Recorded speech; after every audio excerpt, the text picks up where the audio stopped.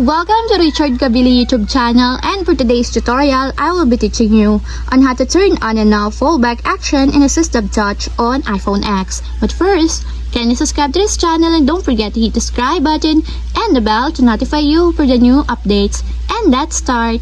Using your iPhone X, from your home screen first, go to Settings. Then in the settings, scroll down and find the accessibility and then tap. Then in the accessibility, scroll down again and go to physical and motor section and then tap the touch. Then in the touch, tap the assistive touch. Then on the assistive touch, scroll down and go to this section and then find and tap the fallback action.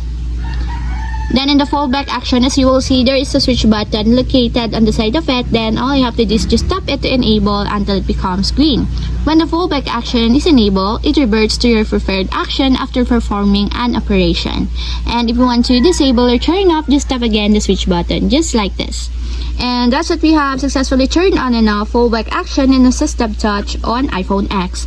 If you have a question, can you comment down below, and don't forget to hit the subscribe button and the bell to notify you for the new updates.